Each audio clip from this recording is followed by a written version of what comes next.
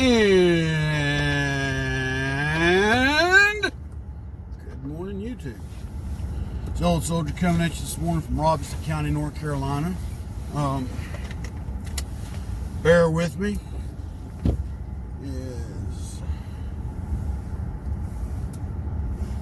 Ain't feeling the greatest in the world, so I've been up and down all night.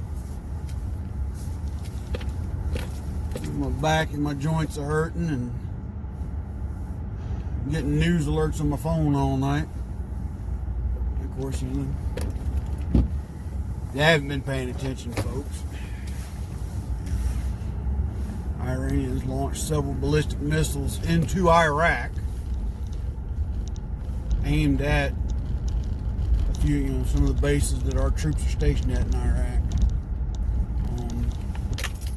Of course, thank God, there have been no U.S. casualties. Now, mind you, Iran's probably not reporting that to their people, but what else is new, You're talking about a state that lies, cheats, and steals anyway. What does this mean? Well, as the old Asia song says, only time will tell.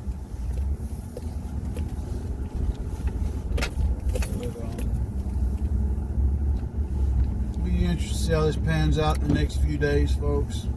Hopefully level heads prevail on our side of things. Some of the news sources saying, the Iranians had to do this to save face for their people. Maybe for their leadership, but the people themselves, I'm still a firm believer that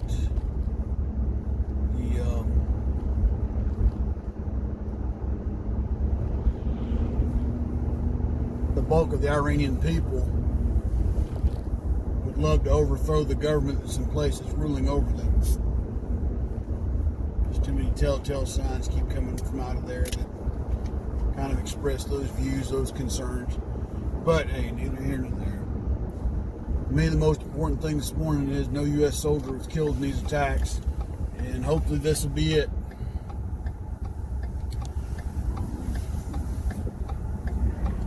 But if not, I think our Commander-in-Chief has positioned an adequate response in place in the event they do this again. And we'll leave that news story where it's at right now, folks. I'm not going to speculate on any more than what has already been put out there. Just for the fact that who knows how the dingleberries in Congress are going to react this morning. Old Elizabeth Warren's already running her mouth last night. Not that she's got a clue. Like I said, the only one that I'd pay any attention to on that side is Tulsi Gabbard. If that's the only people to vote for in the next election, she'd be the only one to get my vote. But anyway, folks, we are headed off to work. It is about 32 degrees out here today. I think starting tomorrow it's going to jump back up into the 70s. So ain't that interesting. But hey, I digress. What is interesting though, shortly after those missile strikes, there was a plane that crashed in Tehran and killed 120 or 180 passengers. Accident or coincidence or intentional. And then there was also an earthquake that was felt. Iran. So maybe God's shaking them up a little bit and saying, hey, y'all need to pipe down. I don't know. Like I said. But yeah, the news late yesterday evening was full of Iran launches ballistic missiles, and then I just kind of skimmed all the news channels just to see who's spouting what. And, well,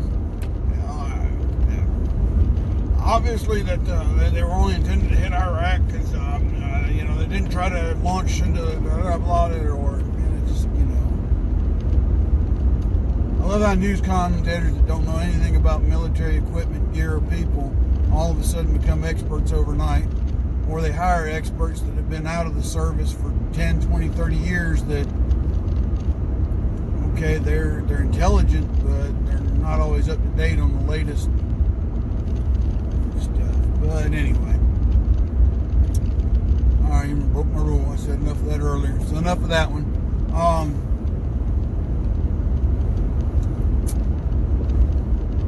But yeah. So now let's talk about Miss Pelosi, Mrs. Nancy Pelosi. Miss I'm drunk at the podium Pelosi. Making demands of Mitch McConnell in the Senate to know how the Senate is going to proceed with the trial. Nancy, you got no power. It doesn't. You don't get to say what happens in the Senate trial. You don't get to make the rules in the Senate. Just like the Senate does not get to make the rules in the House. Okay? You want to make sure certain witnesses are allowed to be called and to testify during the Senate trial. Well, wait a minute. Your old boy that ran this sham show, Adam Dipstick, Schiff Dipstick,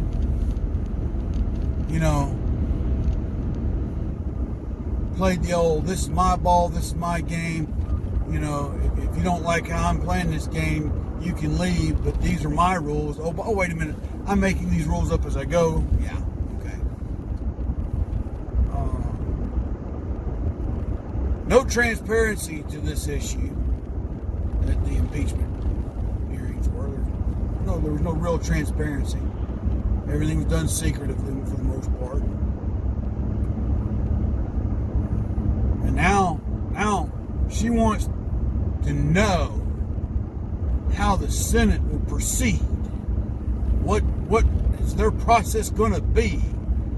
And Mitch McConnell, being who he is, he hadn't outright said what many Americans are thinking, which is, Nancy, you need to sit down, be quiet, and go pound sand because your job's over.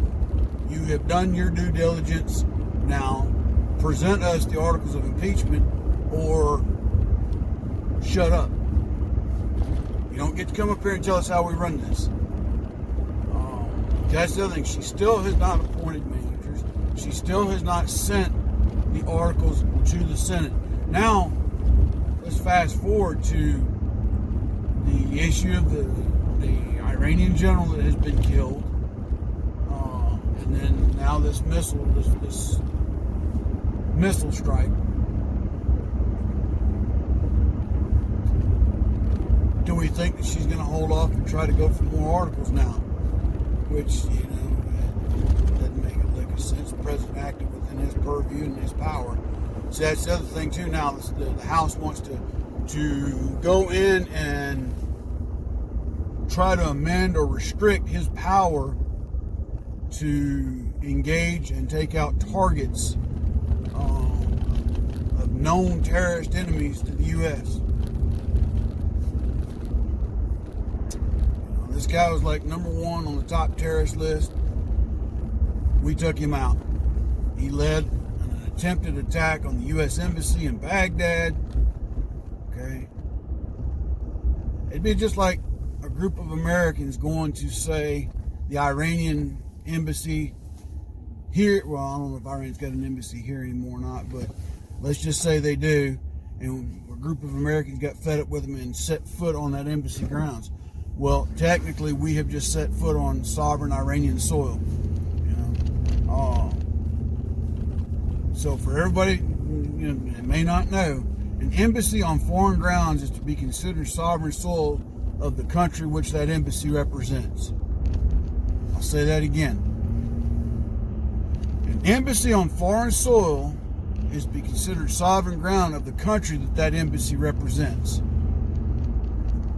Now, the host nation can expel them, can ask them to leave, can kick them out, and reclaim the property, but for the duration that you have diplomatic relations with that country, that compound, those embassy grounds, is to be considered sovereign soil of that nation. Okay? So this guy led a terroristic attack on a U.S. embassy in Baghdad. He attacked U.S. soil. So instead of sitting back saying, oh, y'all shouldn't have done that, Iran, you shouldn't have led them to do that, our president said, him, gone, out, now. And an attack was executed, and he was neutralized. Period.com. Now, because the president is becoming more and more a president of action, the diptards in the House are getting their underwear in a bunch because they think, well, we've imposed articles of impeachment. He can't do that. No, y'all came up with articles of impeachment, but you haven't presented them to the Senate for the full process. So right now, all y'all got is some worthless paper that's good to go when you go to the bathroom to wipe your rear ends with. Until y'all present that to the Senate and let the Senate do their part, it amounts to nothing. You know, it's kind of like, how do I explain this? Because see, that's the other thing. There's a lot of people that are just ignorant of the process. And they just seem to think because the House passed these articles of impeachment, President Trump's career is over. They're still believing that this far into it. No, that's not how it works, boys and girls. Go back and take Civics 101.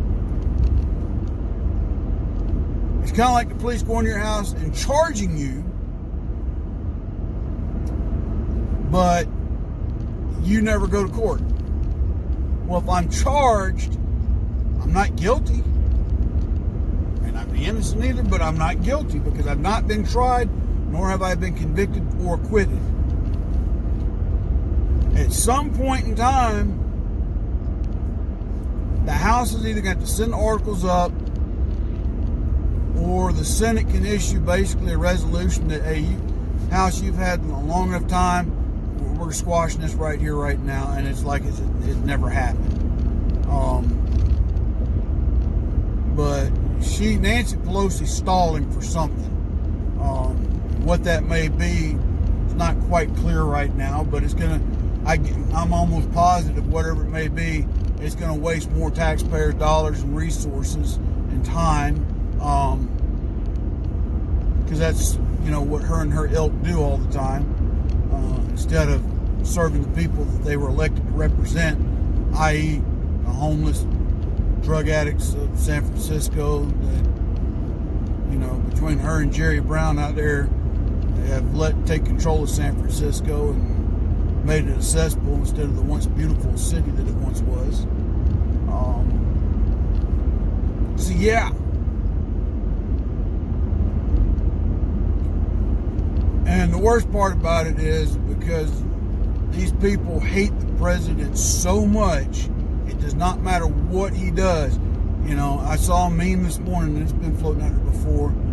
President Trump cures cancer. Cancer's racist. But that's just how bad they hate this man. And for why? Beyond me. Yeah, he runs his mouth. He snaps on Twitter all the time and says some stupid crap. I dislike him for that. When he was running for president, his tweets, whatever you call them, I thought a lot of times were very unprofessional. Man is who he is. I'd much rather have him than Hillary Billary. Lord only knows where we'd be at if she got elected. But see, now you still got that 10-ring circus over on the Democrat side running for president. And who knows how they're all going to try and apply this to the next, to the nomination from their party. So I just don't see the Democrats unifying under one candidate. I just don't. I could be wrong about that. But right now, the party itself is so divided, it's not even funny. You got the moderate faction is starting to separate themselves from the far left. Kind of like Republicans are conservatives. You got a lot of conservatives starting to separate themselves from the far right.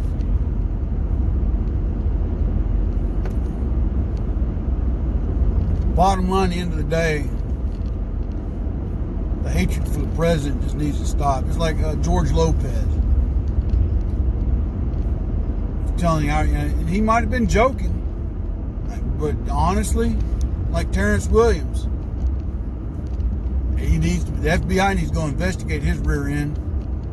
And if he was even remotely serious about what he said, they need to charge him. Then you got this former football player, Hainsworth, I think his name was. Basically telling the Iranians, just target the White House, nothing else. Then you got Rose McGowan. Please don't bomb us. Oh God, don't bomb us. Just take out the president because we're under a tyrannical regime here in the United States. Oh my God, I can't live free. I can't have my French poodles. Blah, blah, blah. Bull crap. Nobody's stopping Rose from going anywhere she wants to go, doing the work that she wants to do, running her mouth the way she runs her mouth. She's free to come and go as she pleases. So I don't see how she says we're living in a tyrannical regime. I really don't. I think she's just another example of she's got a silver spoon stuck up her rump now that she's got celebrity status and feels that that's her platform now. And mind you, I feel bad for her based on what the allegations she has against Harvey Weinstein. And there's enough allegations against him that I'd bode to say, well, that they're probably true. But man has not been tried nor convicted, so he is innocent until proven guilty. But I think the odds are against him of coming out of his trial with an acquittal. And if he did to her what she said he did, I do. I truly feel sorry for her. I pity her for that. I say pity. I do feel sorry. I empathize with her. But that's still no excuse to go off half-cocked against the president because he doesn't agree with you on certain issues. So, but her running her mouth on Twitter and all these other social media sites about, apologizing for the nation, and then there's old Kaepernick, crying because he can't get hired by the NFL. Well, the NFL gave him an opportunity. It's another one. Hates the president so much. And what gets me, it's almost like he hates America so bad, but yet he actually had a pretty good upbringing.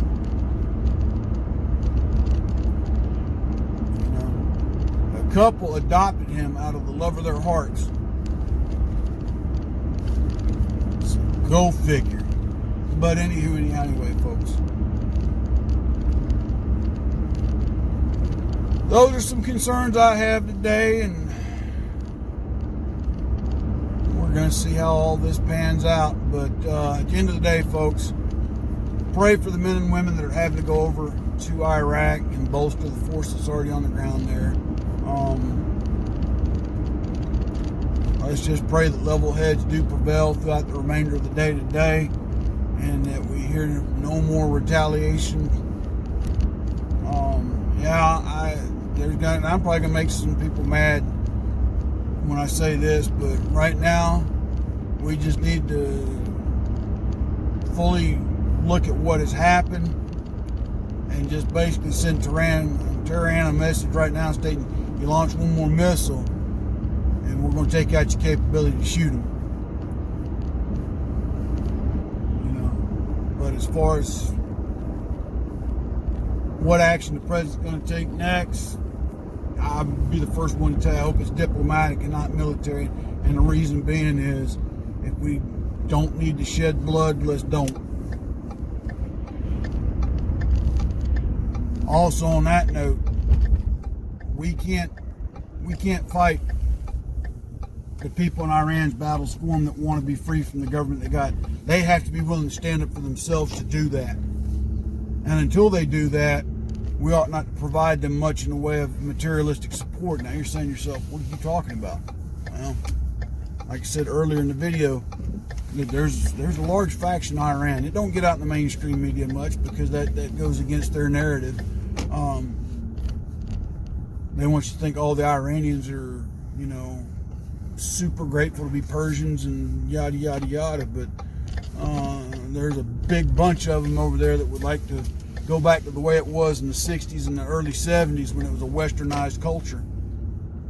Long story short, at the end of the day, until those people overcome their fear to stand up and fight for themselves, we don't need to provide them any materialistic support, let alone any military support. And I might be wrong for my answer on that, but that's just how I feel. If you're not willing to stand up and fight for yourself, why should we send our young people over there to die for you? Now, people say the same thing about Iraq, given the mess it's in, and they're right. You know, but initially when we went over, there was a fair amount of Iraqis that were willing to fight for their independence. There were some that just wanted to get paid. I witnessed both.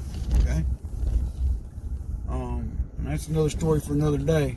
But at the end of the day, let's just pray level heads continue to prevail for the remainder of the day, and that our men and women that are having to go over get to come back home real soon. At least that's my thoughts and prayers, folks. Hope it's yours. But anyway, folks, I'm at work now. I gotta go in here and start doing lesson plans and tighten up on them, that kind of good stuff. But as always, vendors, I'd ask you to support Money Quick Pawn, Rayford Road, Fayetteville, North Carolina. Robert's Custom Woodwork, Unsung Patriot.